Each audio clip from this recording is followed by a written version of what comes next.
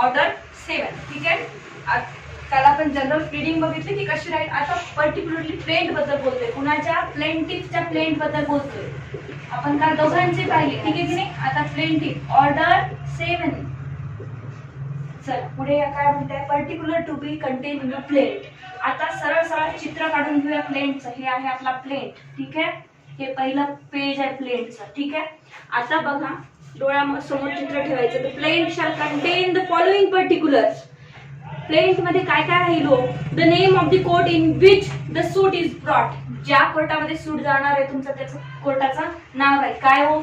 In the court of at Nanded. ठीक आहे की नाही. हे आहे तुमचं कोर्टाचं नाव. झालं एक पॉइंट पूर्ण पर्टिक्युलरचा. Then the name, description and place of the residence of the plaintiff. आता इकडे लिहायला सांगितलं होतं मी तुम्हाला, हो की नाही. अपेंडिक्स A आठवा ना. ठीक आहे की नाही. इथे कोण राहील? प्लेंटिफ राहील. प्लेंटिफचं नाव ABC, कुठे राहतो, रेसिडेन्स, ऑक्युपेशन, बिझनेस. ठीक आहे की नाही. सॉरी ऑक्युपेशन सगळं घ्यायचं इथे. वर्सेस कोण राहील आता इथे? डिफेंडर आहे. BC काहीतरी राहील नाव त्याचे. D करून टाकू इथे. तर बघा नेम, डिस्क्रिप्शन राहील. प्लेंटिफचं सेकंड मध्ये सांगताय the name, description, place of the resident of the defendant. Same इथे राहील. ठीक आहे की नाही. इथे काय येईल मग? डिफेंडंट येईल. आला पर्टिक्युलर सगळे. त्याच्यानंतर काय म्हटलं? As they can be ascertained. ज्यांनी असर्टनेट केलंय तशा प्रकारे राहील. Where the plaintiff or the defendant is a minor or a person of unsound mind, a statement to that effect. काल पाहिलं होतं आपण पर्टिक्युलर केस साठी कोण राहिलो? तिथे एक स्पेशल जागा सोडलेली आहे अपेंडिक्स A मध्ये. समोर सांगितलं की पर्टिक्युलर पर्सन साठी. मग आता प्लेंटिफ जर कोण असेल, प्लेंटिफ किंवा डिफेंडंट, द प्लेंटिफ और डिफेंडंट इज मायनर असेल तर त्याच्या बिहाफ वर करताय का काम कोणी, और a person of unsound mind असेल, स्टेटमेंट ऑफ दॅट इफेक्ट. मग इथे तुम्हाला खाली स्टेटमेंट लिहायचंय की तो मायनर आहे, त्याच्या बिहाफवर डिपेंडंट काम करतोय, त्याच्या बिहाफवर प्लेंटिफ काम करतोय वगैरे आहे म्हणून. ठीक आहे. वेअर पुढे आहे the fact constituting the cause of action and when it arose. आता बघा काय म्हटलं आहे की इथे तुम्हाला आता लिहायचं आहे की फॅक्ट कधी घडली खाली. ठीक आहे की नाही. पहिले तर फॅक्ट कधी घडली आहे, म्हणजे यांनी माझ्यासोबत फ्रॉड कधी केला, पहिली गोष्ट. दुसरं constituting the cause of action and when it arose, म्हणजे कधी घडली आणि कॉज ऑफ ऍक्शन काय आहे. म्हणजे यांनी फ्रॉड केला आहे, माझे पैसे घेतले आणि मला रिकव्हरी ऑफ मनीसाठी दावा दाखल करायचा आणि ते कधी घडले हे सगळं हे लिहावं लागेल. The fact showing that the court has jurisdiction. परत तुम्हाला सांगावं लागते की हे जे मी प्लेंट दाखल करतोय हे कोर्टाच्या ज्युरिसडिक्शन मध्ये येतंय, हे लिहावं लागतं. ठीक आहे. पुढे म्हणतात की the relief which the plaintiff claims. Relief काय पाहिजे प्लेंटिफला ते लिहावं लागतं. मला काय पाहिजे? राउंडफुल पोझिशनचं वापस पाहिजे, विथ इंटरेस्ट, विथ कॉस्ट. जे काही तुम्हाला रिलीफ पाहिजे मागायचं कोर्टाला ते लिहा. Where the plaintiff has allowed a set of or relinquished a portion of his claim, the amount so allowed or relinquished. आता बघा प्लेंटिफनी काही त्याचा पोर्शन सोडून दिला आहे का? ठीक आहे की नाही. ज्युरिसडिक्शन मध्ये बसण्यासाठी वगैरे किंवा काहीही असो. Allowed set off or relinquish a portion of his claim. Set off म्हणजे काय आहे बघा. काय म्हणत आहे सर 1 लाखाचा दावा आहे पण 50,000 ऑलरेडी प्लेंटिफ डिफेंडंट म्हणतो की मी देऊन टाकतो तुला. हे आमचं सेट ऑफ झालं. पुढच्या 50,000साठी क्लेम. असं सेट ऑफ काय असेल तुमचं डिपेंडंट सोबत तर ते करा. ठीक आहे की नाही. माझ्या यांनी 1 वर्षाचा किराया दिला नाही सर, म्हणतोय की 50,000 देऊन टाकतो पण 50,000साठी तयार नाहीये. मग असं सेट ऑफ झालंय का डिपेंडंट सोबत ते तुम्हाला लिहावं लागेल. ठीक आहे. पुढे या. A statement of a value of the subject matter of the suit for the purpose of the jurisdiction and court fees so far as the case as the case admit. बघा आता मग तुम्हाला कोर्ट फीज लिहावं लागेल, valuation काढावं लागेल, त्याचं valuation लिहावं लागेल आणि कोर्ट फीज कशासाठी? ज्युरिसडिक्शन मध्ये बसण्यासाठी. मनी सूट. आता बघा स्पेसिफिकली रूल 2 काय बोलतोय? मनी सूट साठी बोलतोय. मनी सूट कशासाठी आहे तुमचा क्लेम? आता रिकव्हरी ऑफ मनी साठी आहे. Then where the plaintiff seeks the recovery of money the plaint shall state the precise amount claim. तुम्हाला नेमकं किती पैसे पाहिजे आहे, किती पैशाचा दावा आहे तुमचा, तुम्हाला तिथे मेन्शन करायचं की 1 लाखासाठी, 7 लाखासाठी वगैरे वगैरे. पुढे या. पण म्हटलंय इथे वेअर द प्लेंटिफ सूज फॉर मीन्स प्रॉफिट. ठीक आहे की नाही. प्लेंटिफनी दावा मनी डिक्रीसाठी तर केलेला आहे, पैसे मिळण्यासाठी तर केलाय पण मीन्स प्रॉफिट साठी आहे. मीन्स प्रॉफिट मध्ये काय होतं कधी कधी माहिती होत नाही की मला याच्याकडून पैसा किती मिळणार, नेमके किती मला घ्यायचे आहेत.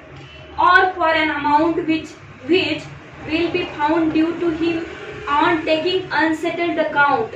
काही असं अनसेटल्ड अकाउंट आहे की त्याच्यावर तुम्ही एक्झॅक्ट अमाऊंट आताच कॅल्क्युलेट नाही करू शकत आहे देन काय होईल, between him and the defendant or for movables in the possession of the defendants or for डेप्थ of which the value he can not after the exercise of reasonable diligence estimate the plaint shall state approximately the amount or value sued for. आता इथे काय म्हटलंय स्टार्टिंगला की पहिले तर particular amount claim करायचा की कितीला दावा आहे, किती रिलीफ पाहिजे. सेकंड पॅरामध्ये बट म्हणून सांगितलं त्यांनी की मीन्स प्रॉफिट साठी असेल, तुम्हाला अंदाजे आता तुम्हाला कळत नाही आहे की किती मला मिळणार आहे, व्हॅल्युएशन कळत नाही. त्याच्यानंतर अनसेटल्ड अकाउंट आहे, पार्टनरशिपचा अनसेटल्ड अकाउंट आहे, अजून काही त्याच्यामध्ये कितीचा बिझनेस झाला हे तुम्हाला माहितच नाही आणि तुम्हाला दावा दाखल करायचा आहे. सो अशा परिस्थितीत तुम्ही अप्रॉक्सिमेटली म्हणजे अंदाजे एक रक्कम टाकू शकता. ठीक आहे, अदरवाईज तुम्ही नाही टाकू शकत. ठीक आहे, असे जर अनसेटल्ड मॅटर असेल, नाही हिशोब लागत आहे तुम्हाला, तर काय हो रिजनेबल डिलिजन्स म्हणजे पूर्ण प्रयत्न करूनही तुमच्या हातात नाही आहे आता ती गोष्ट की मी एक्झॅक्ट अमाऊंट काय आहे ते माहित होईल, तर मग तुम्ही अंदाजे एक रक्कम टाकू शकता. Where the subject matter, rule 3, where the subject matter of the suit is immovable property. आता मनी सूट झाला, immovable property बद्दल बोलूया. Where the subject matter of the suit is immovable property, the plaintiff shall contain a description of a property sufficient to identify it. आता बघा, हाच plaint आहे, दुसऱ्या पेजवर या. आता दुसरा पेज काढूया आपण इमोबल प्रॉपर्टी साठी. जर तुम्हाला रिकव्हरी ऑफ इमोबल प्रॉपर्टीचा तुमचा सूट आहे, मग आता ती इमोबल प्रॉपर्टी आहे कुठे, याच्यावरूनच कोर्टाचं ज्युरिस्डिक्शन ठरतं ना की कुठे आहे. आनंदनगरला प्रॉपर्टी आहे, इथे स्थित, इकडे मेन रोड जातो आनंदनगरचा, इथे ए बी सी चं घर आहे, इथे वेस्ट काय साऊथ नॉर्थ सगळं जागा तुम्हाला लिहायची आहे. इथे डी चं घर आहे, इथे एक शॉप मॉल आहे, असा रोड जातो आणि इथे माझी जमीन स्थित आहे. आणि ती मग ठरवतो की कोणत्या ज्युरिस्डिक्शन मध्ये येतं आणि याचा सगळा मॅप तुम्हाला कदाचित द्यावा लागतो. ठीक आहे, ती मोबाईल प्रॉपर्टी असेल तर त्याचे डायरेक्शन्स जिथे डिस्क्रिप्शन ऑल डिस्क्रिप्शन तुम्हाला द्यावं लागतं. Description of property sufficient to identify it म्हणजे कोर्टाला ओळखण्यास मदत झाली पाहिजे की प्रॉपर्टी नेमकी कोणती आहे तुमची. And in case such a property can be identified by boundaries or numbers in record of settlement of a survey, the plaintiff shall specify such boundaries or numbers. ठीक आहे, सर्वे नंबर काय काय, या प्रॉपर्टीचा सर्वे नंबर काय, boundaries म्हणजे property कोणती आहे, रोड जातो का वगैरे वगैरे, हे सगळं तुम्हाला द्यावे लागणार. So rule number 4, when a plaintiff सूज ॲज अ रिप्रेझेंटेटिव्ह. आता प्लेंटिफ कसं सू करताय, रिप्रेझेंटेटिव्ह. ठीक आहे की नाही, रिप्रेझेंटेटिव्ह म्हणून जातोय. Where the plaintiff sues in a representative character, the plaintiff shall show not only that he has an actual existing interest in the subject matter. Plaintiff जेव्हा रिप्रेझेंटेटिव्ह कॅरेक्टरने जातो तर त्याला फक्त कोर्टाला हेच दाखवावं लागत नाही, म्हणजे इथपर्यंत सीमित नाही की मी इंटरेस्टेड आहे या प्रॉपर्टीमध्ये किंवा मला राईट आहे, तर त्याला पुढे सांगितले अजून नियम, but that he has taken the steps if any necessary to enable him to institute a suit concerning it. बघा इथे काय म्हटलंय, प्लेंटिफ जेव्हा समोर जातो तर प्लेंटिफला कोर्टाला फक्त इथपर्यंत सांगायचं नाही आहे की माझा इंटरेस्ट आहे, त्याच्या पुढे सांगायचं आहे सूट प्रॉपरली इन्स्टिट्यूट करण्यासाठी की त्याच्या काय लिगल फॉर्मॅलिटीज असतील ना आधी ते त्याला पूर्ण करून जायचे की मी रिप्रेझेंटेटिव्ह आहे. मग कोर्ट काय तुम्हाला तिथे गेल्यानंतर मी रिप्रेझेंटेटिव्ह आहे म्हटल्यावर दाखव कागदपत्र, नाही सर नंतर मी घेऊन येतो असं नाही. तुम्हाला पहिले प्रूव्ह करायचंय डायरेक्टली सूट इन्स्टिट्यूट करण्यासाठी की मी लिगल रिप्रेझेंटेटिव्ह आहे किंवा मी रिप्रेझेंटेटिव्ह आहे. जसं काल आपण रिप्रेझेंटेटिव्ह सूट बघितला, ठीक आहे की नाही, कोर्टात जाऊन आकाश उभा राहतो, सर मी रिप्रेझेंटेटिव्ह आहे त्या मॅटरचा. कोर्ट काय म्हणे, बाकीच्यांच्या कन्सेंट सही कुठे आहे, तो काय म्हणे नाही सर आताच नाही. कोर्ट काय म्हणे जादी घेऊ. मग त्यासाठी ह्या सगळ्या गोष्टी ज्या काही नेसेसरी आहेत त्या ऑलरेडी तुम्हाला करायच्या आहेत, फक्त माझा इंटरेस्ट आहे एवढं म्हटल्याने जमत नाही. कळलं? तर आता बघा इथे जर एखादी लाईन सुटली तर आताच विचारायचं. ठीक आहे, इथे बघा काय म्हटलंय का, the plaintiff sues in the representative character, the plaint shall show not only that he has an actual existing interest. कळलं? मला फक्त इंटरेस्टच नाहीये in the subject matter, but that he has taken the steps if any necessary to enable him to institute the suit concerning it. त्याला suit concern करायला जेवढ्या काही अनेबिलिटीज लागतात, ठीक आहे की ना, आवश्यक तत्व लागतात, त्याला ते पूर्ण करून जायचं. Okay. Rule 5, dependent interest and liability to be shown. आता डिपेंडंटचा interest and liability shown. Plaintiff जेव्हा डिपेंडंटवर दावा दाखल करतो तर त्याला त्या दाव्यामध्ये काय टाकायचं, काय डिपेंडंटची लायबिलिटी आहे, ठीक आहे की नाही, आणि त्याचा इंटरेस्ट काय हे सगळं करण्यामागे हेही टाकायचे. बघा हेडिंग मध्येच कळलं की नाही आपल्याला, तुम्ही जेव्हा कुणावर ॲलिगेशन्स लावताय तर तुम्ही हे पण तर सांगत आहे की त्यांनी काय करावं, मग आता त्यांनी माझे पैसे वापस द्यावे, ही लायबिलिटी आहे. ठीक आहे की नाही?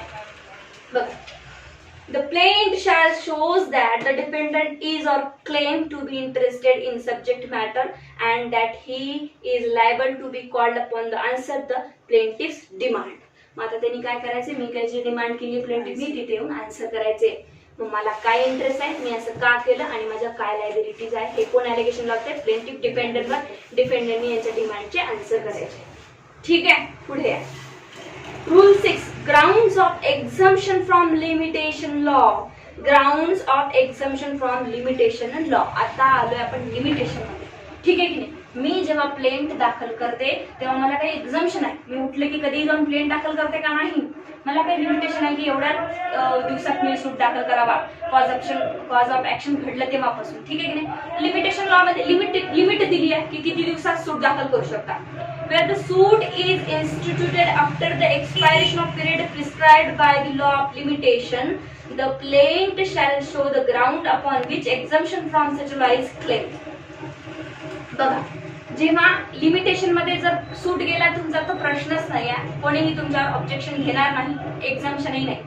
पण प्रिस्क्राइब्ड पिरियड जो लिमिटेशनने दिला आहे की मूवेबल प्रॉपर्टीचा 3 वर्षात दाखल सूट करावा तुम्ही, 3 वर्षाच्या वर गेला म्हणजे प्रिस्क्राइब्ड पिरियड आता संपलाय, जे की लिमिटेशन लॉ दिला होता. मग तुम्हाला इथे कुठल्या कायद्यानुसार तुम्हाला राईट आहे सूट दाखल करण्याचा ते तुम्हाला तिथे सांगावं लागेल की मी का क्लेम करतोय आणि कुठल्या लॉचा आधार घेऊन मी क्लेम करतो. ठीक आहे? The plaintiff shall show the ground upon which exemption from such law is claimed. पुढे म्हटलंय provided that the court will permit the plaintiff to claim exemption from the law of limitation on any ground not set out in the plaint if such a ground is not inconsistent with the ground set out in the plaint. जेव्हा कधी तुम्ही plaint घेऊन जाता कोर्टामध्ये, तुम्ही काही असं mention केलेलं नाही आहे, तेव्हा कोर्ट इथे प्रोव्हाइडेड करेल तुम्हाला की एक्झम्पशन तुम्हाला मिळणार नाही, म्हणजेच कोणाचं लिमिटेशन लॉचं, म्हणजे तुम्हाला इथे प्लेंट मध्ये सांगायचं आहे की या कारणाने मला उशीर झाला होता, या कारणाने मी लेट झालेला आहे.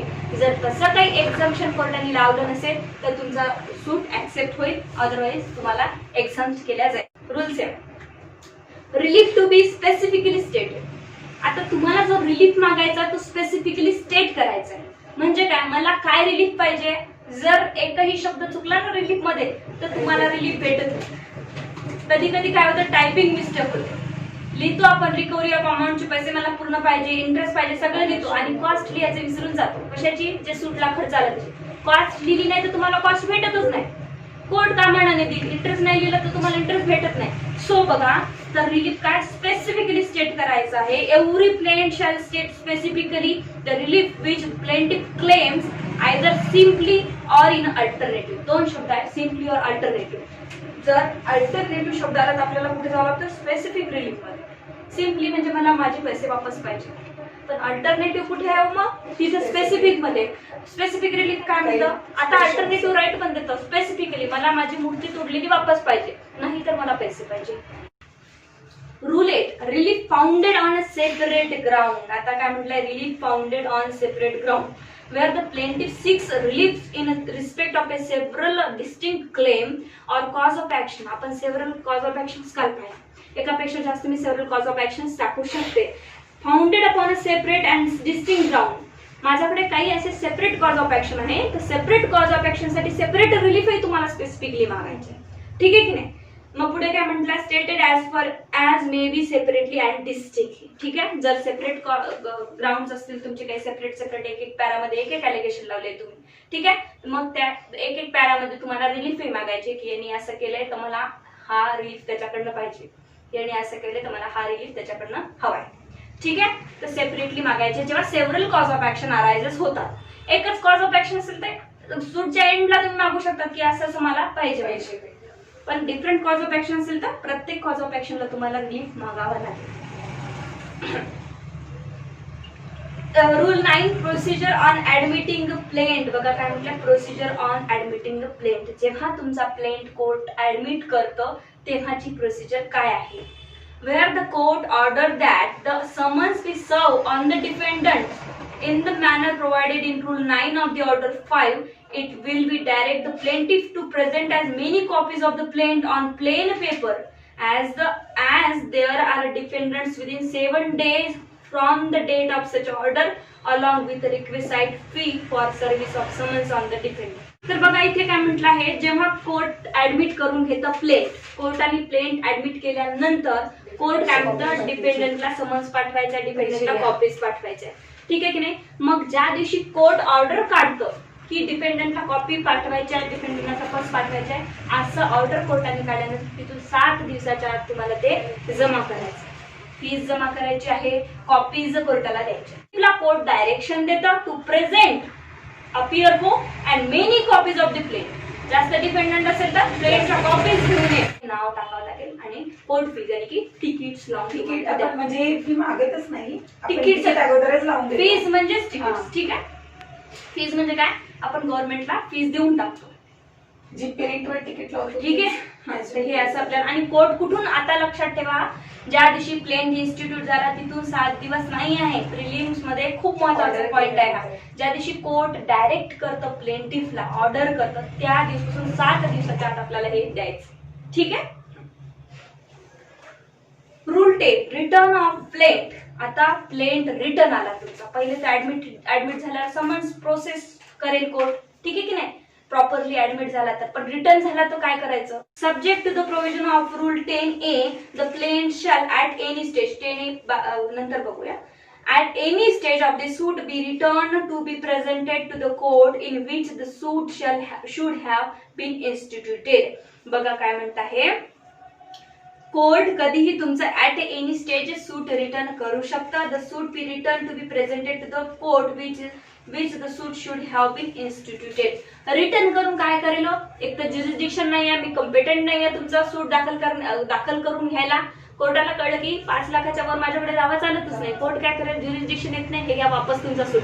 पण कोर्ट वापस जाऊन नुसतं जा म्हणून नाही सांगणार, तुम्हाला डायरेक्शन देणार आहे की जा आणि या कोर्टात तुमचं ज्युरिस्डिक्शन येते तिथे जाऊन दाखल करा, ठीक आहे. जिथे इन्स्टिट्यूट करायला हवा तुम्ही सूट, तिथे जाऊन इन्स्टिट्यूट करा, असं तुम्हाला सांगेल. याच प्रिलिम्स मध्ये आणि प्रत्येक प्रिलिम्स मध्ये याच्यावर प्रश्न येतो की जर एनी सूट दाखल केला एखाद्या कोर्टमध्ये, that court does not have a jurisdiction, तो कोर्ट काय करेल, सूट रिटर्न करेल.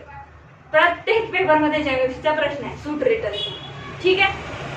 इतका सोपा आहे, पण कन्फ्युज होतो आपण, कोणी लिहितं रिजेक्ट करेल, कोणी म्हणतं सेट असाइड करेल, रिटर्न कर, ठीक आहे. पुढे या, एक्सप्लेनेशन दिले आहे इथे for the removal of doubt. आता इथे काही सांगितलंय की एक डाऊट क्लिअर करा, म्हणजे ते आपल्याला सांगितले स्टुडंटला.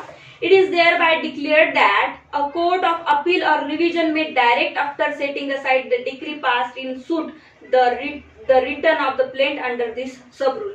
बघा यांनी काय म्हटलं आहे, हा जो राईट आहे ना, डायरेक्ट एखाद्या कोर्टात गेल्यानंतर ते कोर्ट तुमचं प्लेंट रिटर्न करू शकतं. पण हा राईट फक्त प्लेंट साठी एक बेसिक कोर्टच यूज नाही करू शकत. हा राईट अपिलेट कोर्टाला आहे, हा राईट रिव्हिजनल कोर्टाला आहे. म्हणजे ज्या कोर्टात तुमची एखादी एज्युकेशन साठी डिग्री गेली, ठीक आहे की नाही, आणि त्या डिग्री जिथे गेली तिथं त्याचं ज्युरिस्डिक्शन असेल नाही, तर तो कोर्टही हाच रूलचा अधिकार वापरू शकतो. अपिलेट जरी कोर्ट असेल तरी हेच रूल वापरून तो काय करू शकतो, दुसऱ्या कोर्टाला जा म्हणून तुम्हाला सांगू शकतो आणि